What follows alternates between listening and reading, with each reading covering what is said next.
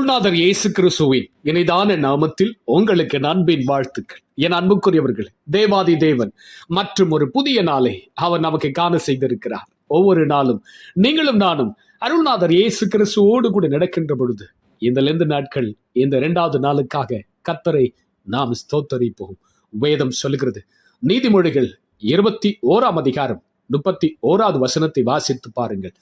குதிரை யுத்த நாளுக்கு ஆயத்தமாக்கப்படும், ஜெயமோ கர்த்தரால் வரும். ஆமை சொல்லுங்களேன். இன்றைக்கு தேர்வு எழுதுகிற மாணவர்கள் பரீட்சைக்கு ஆயத்தமாகலாம். நேர்முக தேர்வுக்கு வேலைக்காக சிலர் ஆயத்தமாகலாம். அரசாங்க வேலைக்காக சிலர் ஆயத்தமாகலாம். வெளிநாடு செல்வதற்காக சிலர் ஆயத்தமாகலாம். தேவ செய்தி கொடுப்பதற்காக அநேகர் இந்த நாட்கள் நாம் ஆயத்தமாகி கொண்டிருக்கிறோம் என் அன்புக்குரியவர்களே.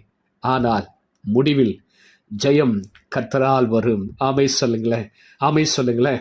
வேதம் சொல்லுகிறது, கிழக்கிலும் மேற்கிலும் வனாந்தர திசையிலும் இருந்து ஜெயம் வராது. தேவனே நியாயாதிபதி, ஒருவனை தாழ்த்தி ஒருவனை உயர்த்துகிற தேவன்.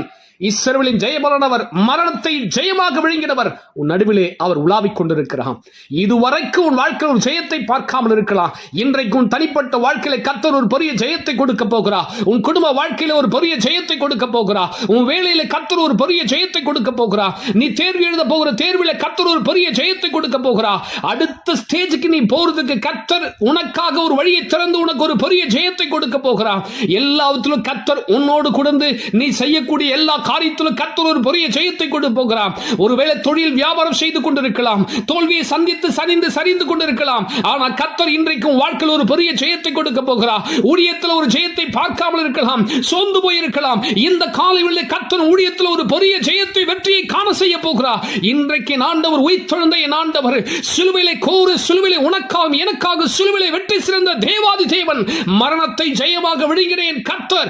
இன்றைக்கு உன் வாழ்க்கையிலே கர்த்தர் ஒரு பெரிய ஜெயத்தை கொடுக்க போகிறார். மனுஷர்கள் நம்பி நீ ஏமாந்து போயிருக்கலாம். ஏதோ ஒரு காரியத்துக்காக உனக்கு ஜெயம் வேண்டும் என்று சொல்லி காத்திருக்கலாம். இன்றைக்கு கர்த்தர் உனக்காக ஒரு பெரிய ஜெயத்தை கட்டளையிட போகிறார். ஆமை சொல்லுங்களேன். ஒரு பெரிய ஜெயத்தை ஆண்டவர் உனக்கு கொடுக்க போகிறார். நியாயத்தமாக தாமதிக்காதே, சோர்ந்து போகாதே. கர்த்தர் எனக்கு ஜெயத்தை கொடுப்பார் என்று சொல்லி அவரை நம்பி எல்லா விதத்திலும் ஆயத்தமாக. நாள் வந்து கொண்டிருக்கிறது. கர்த்தர் உன்னை உயர்த்தக்கூடிய நாள் வந்து கொண்டிருக்கிறது. உன் தலையை நிமிர செய்யக்கூடிய கர்த்தர் உனக்கு ஒரு பெரிய ஜெயத்தை கொடுக்க போகிறார்.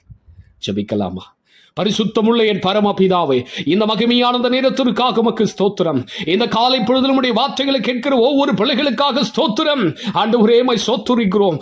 உங்களை நம்பி உங்க பிள்ளைகள் எந்தெந்த காரியத்துக்கு எனக்கு ஜெய வேணும், வெற்றி வேணும் சொல்லி காத்திருக்கிறாங்களோ, இந்த காலை வேளையில இயேசு கிறிஸ்துவின் நாமத்தினால் நான் கட்டளையிடுகிறேன்.